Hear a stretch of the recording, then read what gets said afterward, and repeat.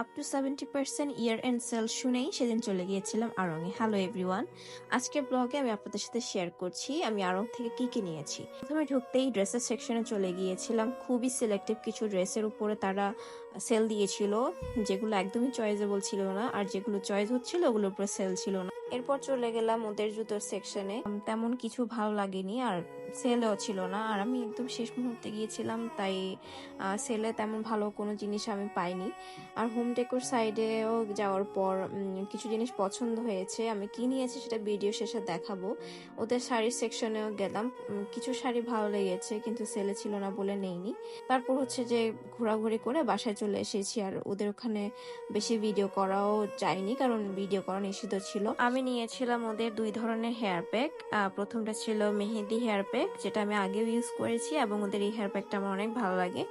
পর নিয়েছি ওদের অ্যান্টি ড্যান্ড্রফ হেয়ার প্যাক, যেটা আমার জন্য নিউ ছিল, ব্যবহার করলেই বুঝবো কেমন লাগে। এরপর ওদের হোম ডেকোর সাইড থেকে আমি ওদের যে কাপ্রিজের সেটগুলো থাকে ওখান থেকে একটা বোল আর একটা প্লেট ম্যাচ করে নিয়েছি। বরাবরই আড়ংয়ের ডিজাইনগুলা খুবই ইউনিক হয়, আর ওদের এই সেটগুলা আমার কাছে খুবই ভালো লাগে, তো তাই হচ্ছে ম্যাচ করে একটা বোল আর প্লেট নিলাম। এগুলোর প্রাইস আমার কাছে এভারেজে লেগেছে, ওদের ডিজাইন এন্ড কোয়ালিটির উপর ভিত্তি করলে প্রাইস ঠিক ছিল।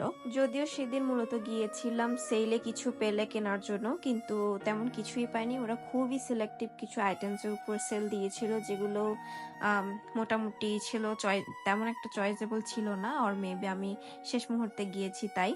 এরপর আমি একটা ক্যান্ডেল নিয়েছি এবং এটার সাথে আমি হচ্ছে স্যান্ডেলউড সেন্টের একটা ছোট্ট ক্যান্ডেল নিয়েছিলাম।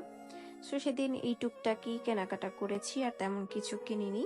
তবে এই অল্প কিছু শপিং এ আমি সেদিন অনেক বেশি খুশি ছিলাম, কারণ তাদের এই বোল আর প্লেটের যে কালার কম্বিনেশন আর ডিজাইন আমার খুব বেশি পছন্দ হয়েছিল। তো আশা করছি আমার আজকের ব্লগটা আপনাদের কাছে ভালো লেগেছে। দেখা হবে অন্য কোনো ব্লগে। টিল দেন, আল্লাহ হাফেজ সবাইকে।